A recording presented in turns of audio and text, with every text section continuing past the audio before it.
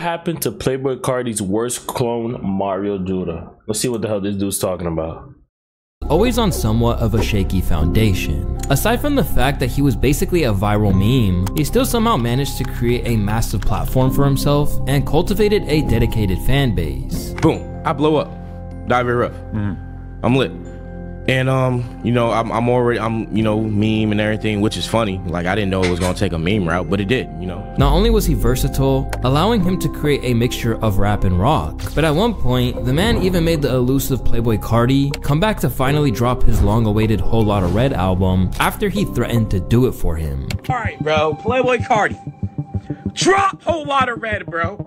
If you don't drop it, I'm dropping it for you. Once he scored a big hit, the whole world was eager to see his next move. However, what he did after gaining publicity was something that no one expected. And instead of becoming the mainstream star he was potentially going to become, Mario Judah is nowhere to be found these days. He just dipped. The nigga literally dipped. He disappeared. Removed off the face of existence. But I'm only curious as to why he did it, bro. You know what I'm saying? Like, why did he do it? Why he did it? Why he disappeared?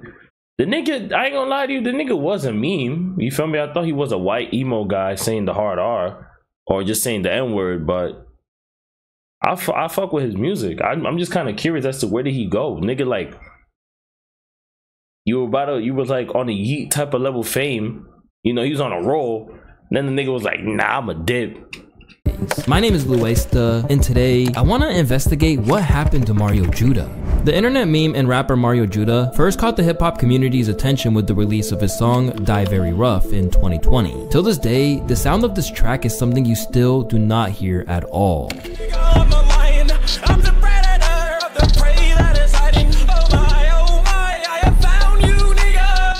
Immediately, fans started flocking to this new up-and-coming rapper, especially when they learned just how much he invested into his craft. Yo, what's crazy is, and what he needs more credit for, is the fact that he produced the beat, and like he produced the beat and did all the vocals, he like engineered all this shit, and it sounded so good. It sounded so damn good. Like, he's actually talented, bro. He's actually talented. Taking influence from bands like Korn and Slipknot that he loved ever since he was a kid, Mario embraced a rock-inspired sound, and eventually he was convinced to try and branch out to become an artist in his own right. Bro, listen, Mario Judah is every black kid growing up. Every black kid growing up. Every black kid always liked listening to white people rock and roll music. You know what I'm talking about, bro. When you was away from the delinquent thug, from Taekwon, you know, from Darnell, you would listen to Slipknot, you would listen to Plains White Edge, you know what I'm saying? If you know, you know. If you know, you know. You feel me? You were listening to Kiss on the low. This is what he is. That's what Mario Judah was. Mario Judah was just a black kid who grew up with listening to white music, but he just stood on it. Start off making beats and being a producer only. And that's all I ever really wanted to do, was just be that. And around January of this time, someone was like, you know what, you should start songwriting and you know, making hooks and everything like that. And I didn't want to do it. And they're like, nah, you know, it could be a good opportunity for you, this, that, and the other. And I was like, you know what, all right, I'll try it. Alongside a cover of DaBaby's Rockstar, where he showed off his unique vocal talents, Mario had people shook, and in the process, made himself into a meme thanks to his odd appearance, with notable names such as Drewski calling him the devil. That is not DaBaby. Who the fuck? Oh man, Mario Judah was a fucking cornball, bro. He's a fucking cornball. But like, you gotta love his style, bro. He's just himself, you feel me?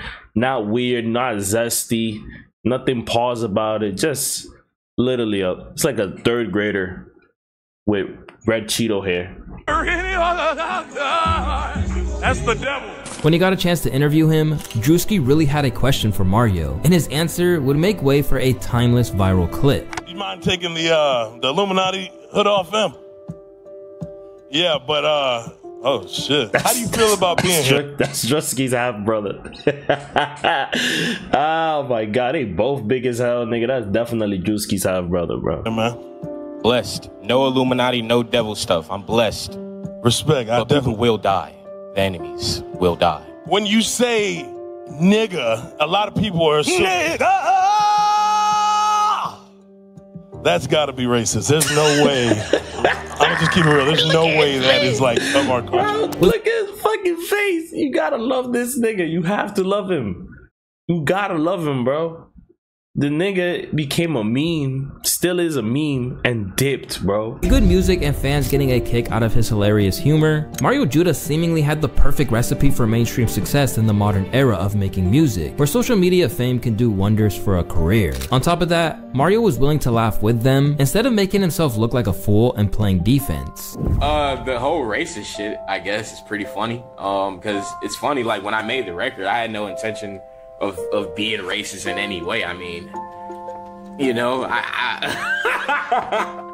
nigga, like, come on, I'm black, what the fuck, you know what I'm saying? But now seen with the likes of Trippie Redd, Blueface, among others, this weird kid from Flint, Michigan was suddenly a star. Die Ruff just kept racking up like views, and his unique style helped build up a fan base. And despite the fact that his audience was split between those who just found him amusing and others who actually believed that he was talented, all labels saw were dollar signs, and this soon led to a race for his signature. Have any labels been hitting you up, like, ever since all this has been happening? I'm sure I know how it works. wow, has any labels? More like every label. Eventually, he was signed with Atlantic Records, and while signing that big contract, Damn. I was about to say the nigga ain't signed no label because, you know, he wasn't into that, you know, demonic shit, but he ended up signing. I ain't gonna lie, bro. A lot of these artists should not sign, bro. You niggas will be making so much more money, bro. So much more. track often feels like the next stepping stone to success. It didn't quite work out that way. After Die Very Rough became a big hit, Mario was ready to give it all to the audience, who were eagerly waiting for his next move, and insisted that he was going to do whatever they wanted. Hey, they want me to start making love songs, I'm gonna start making love songs. They want me to start making party songs, I'm gonna start making party songs. I can do it all, whatever they want, you know what I'm saying? But despite his insistence that he was going to forge his own lane, he soon decided to try and barge into someone else's in order to put pressure on his hero. And while it paid off at first, it didn't quite help his longevity at all. To preface this next segment, I gotta jog your memory right quick. If you're a Playboi Carti fan in any way, shape, or form, you definitely remember what the wait for Whole Lotta Red was like. Subject to constant delays, the follow-up was the worst. I don't want to say it was the worst album, but it wasn't the Whole Lotta Red we wanted, my nigga. And y'all niggas know, bro, Whole Lotta Red got leaked. The real Whole Lotta Red got leaked. My bad if y'all hear like 3 little chihuahuas barking in the background, asking for a cup of beans, bro. My bad if y'all hear that, but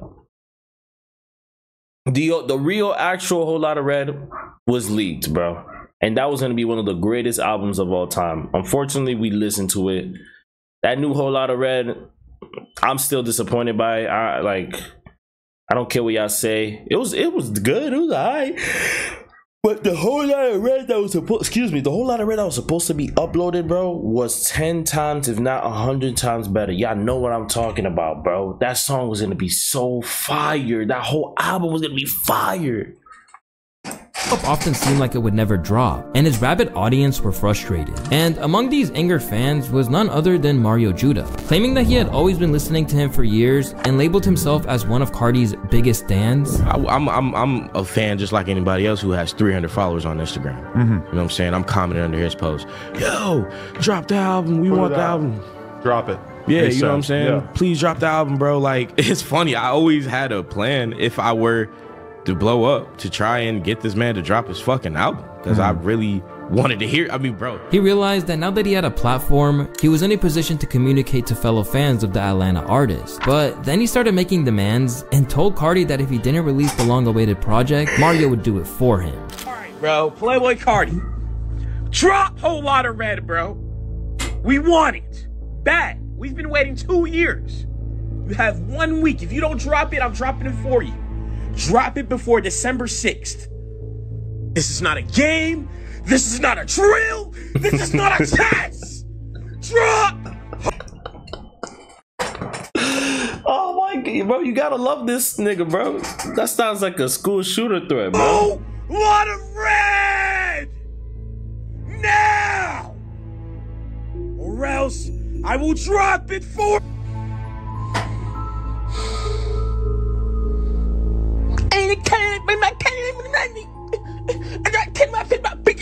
I will drop that bitch. I will drop Whole Lot of Red if you don't. Yeah! Rather than talking about his own output, this gauntlet that he threw down to his hero suddenly became the biggest talking point in every interview. But no, deadass, he comes out and drops, I'm just gonna be happy, bro. Like, cause like, all right, so like even before I was like being an artist, bro, like I was one of those kids in the comment section, like when nobody knew me, like just a regular fan in his comment section, like, bro, drop a whole lot of red, typing, drop a whole lot of red, we're waiting and shit like that. So it was just like, I felt like now that when I had a platform, I could speak on it and try to get him to drop and like stick up for like the people who want it, you know what I'm saying? Like, teased on the track Bit Ya, Mario proved that he could do a mean Cardi impression and used his own production capabilities to make a really captivating sound. I didn't hear this shit.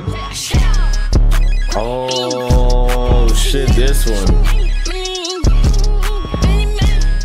People were taken aback by this, cause for one, it was just stupid. But it was fire as everyone was waiting for a whole lot of red. While others were just surprised at the fact that he even nailed down Cardi's editing style in the music video. Choosing to mimic an existing rapper rather than focusing on his own career, it only enhanced that Mario was only a meme rather than a genuine artist. After giving Cardi the deadline of December 6th, it came and went without Playboi Carti dropping. So, as a man of his word, he dropped his own version of A Whole Lot of Red. And while some people praised his power to copy his hero, others wondered what the point really was. Then Mario went out and dropped a new track.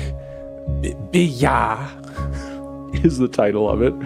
And while it's not a Carti song, it's a Mario Judah song. It sounds like a Carti song. I don't exactly know what the hell is happening at this point. Are you basically like bodying Playboi Carti in his own lane purely as a way of getting attention on you? I just felt like the nigga was a really huge fan. Like, just sounds like a person who's a really huge and big fan of Carti, and he was just a fan who had, you know, what are the odds that a fan of Playboi Carti has talent? You feel me? A fan of Playboi Carti got talent, and he was just trying to, you know, just resonated with people, bro. The nigga wanted a whole lot of red to drop, so he made a little, you know, he dropped a song just to let people know, like, yo, I'm really a big fan of Playboi. Maybe he wanted a collab, you feel me? Maybe he wanted a collab. Which, I'm gonna be honest with you, a Mario Judah Playboi Carti collab around this time will be crazy. Will be crazy. I don't know now, unless he comes back. If he comes back and he has one song with Playboi Carti, bro, oh my god, it'll do numbers. It'll do numbers. No cap. Are you really just a hardcore Carti fan and you're trying to get him to put out his music, and you think that the threat of somebody copying him so well and almost like taking up his lane in a way is going to hurry up that process? I don't really know. I really have no idea, like, what is the end all, the be all, what is the motivation behind all of this? And I don't really know at this point, like, how deep is Playboi Carti into all of it as well, because he doesn't really seem to have addressed much of it. But I just think this nigga Carti, I mean, this nigga Mario Judah was just a fan who has, like I said, a fan who has potential, bro. And he just kind of steered his way from it. That's pretty much, bro. He was a fan, and then he became like the ultimate fan in a sense, bro. The nigga's copying Playboi Carti, dipping for 2 years and coming back. Now listen, if this nigga comes, right? Let's say the niggas come later this year, drops an album, and the album does numbers. Is he the worst Carti clone? I don't think so. I don't think so. If anything, that nigga proved his point. You feel me? He's basically saying I'm his biggest fan. So the nigga's literally purposely, from what we know of right now, disappearing from the face of the earth to cook some shit up. When he comes back in December to drop some shit, let's say, and he does numbers, can't call him the worst Carti clone. Despite all of the attention that it's getting. I mean, what's crazy is that Carti eventually did drop, but whether that was due to Mario Judah's rise or Carti actually having a set release date in mind is hard to tell. And when it did, a lot of people were disappointed and felt like it wasn't as good as what they were expecting it to be. In fact, niggas leaked the whole fucking album. What do we expect? Niggas leaked the whole album like a year and a half before this. So you had to make new songs. At one point, the hashtag trash was trending after a Whole Lotta Red drop. Now condemned to talk about Cardi for the rest of his career, Mario was also one of the fans who voiced how he was disappointed with the end product that his hero delivered. Whole Lotta Red. Yep. Your campaign. Yep. Talk about it. Man, I just really wish, you know, we would have had the album 2 years prior. He drops, and I was sad, bro. And after that, and leading up to that, I was like posting a video damn near every day, speaking about Twitter, everything. Yeah, I didn't speak for like damn near 5 days, bro. And how many times did you listen to the album in that period of time? Bro, I listened to it probably like 34 times. And did you grow more fond of it? Nah, man. I'm still upset. It's a lot of great songs that he's posted snippet wise that his fans want, that we want, and we're not on there. I mean, New Neon was on there. We want that Cardi. We want that shit that we fuck with, bro. To me, and a lot of people, what was the problem? To us, the community, it sounded like someone was trying to be like Cardi, and it was just confusing. Like, are you sure this is Cardi?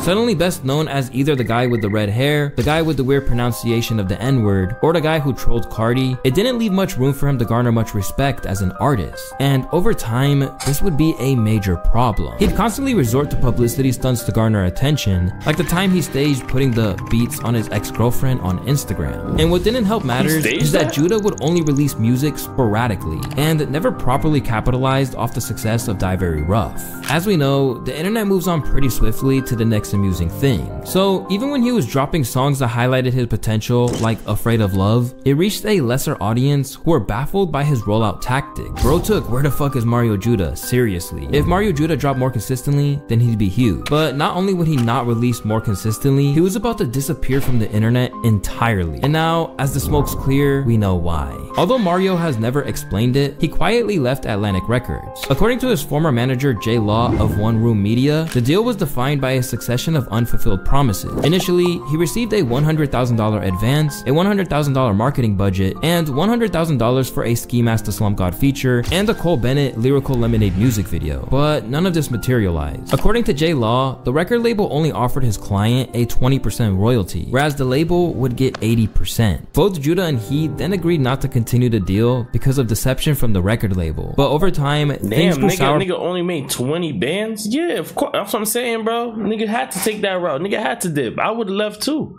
You over here gonna give me 20 bands. You're gonna give me 20 bands and you're gonna take 80% of the money I make? If I make 100,000, you're gonna take 80? Eat a Frank. Fuck.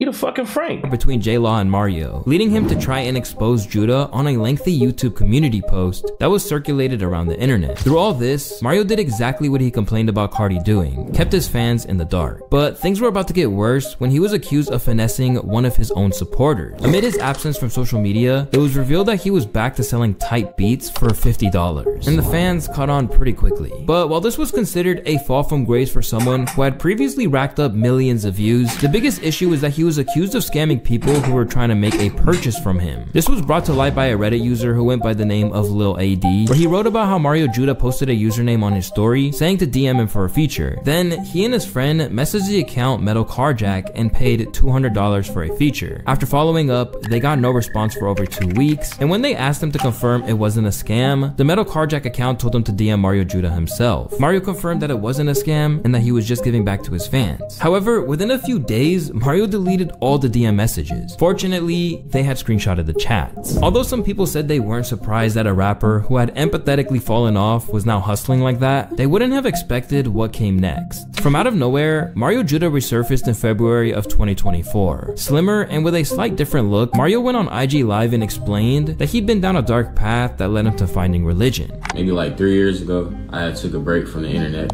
as y'all can see, and you know, I was just living in deep depression, bro. Nobody knew. You know, I ain't speak on it or nothing like that. But regardless, I was just, feel me, into drugs, all that type weird stuff.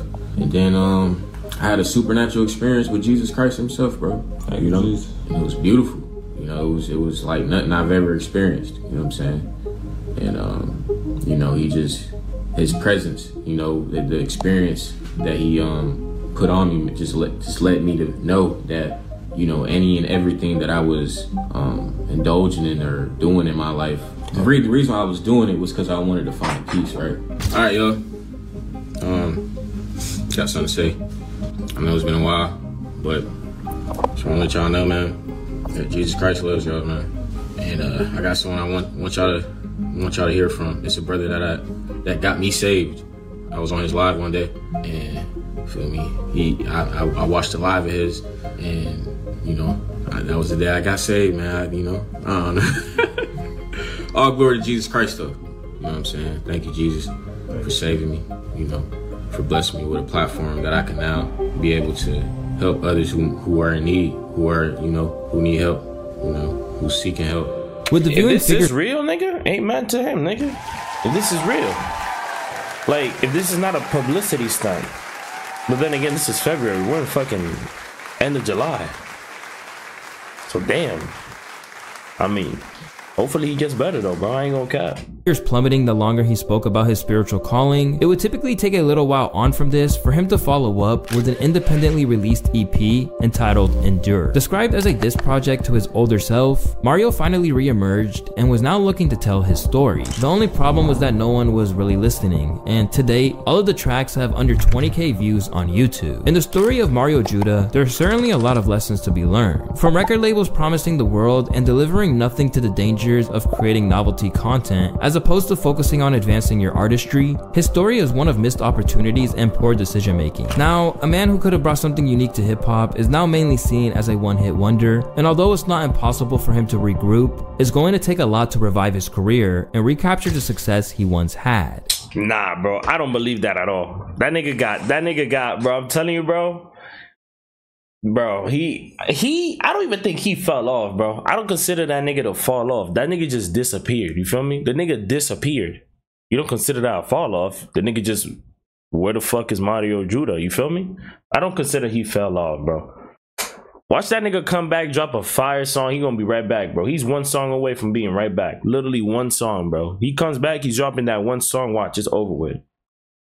I ain't gonna lie.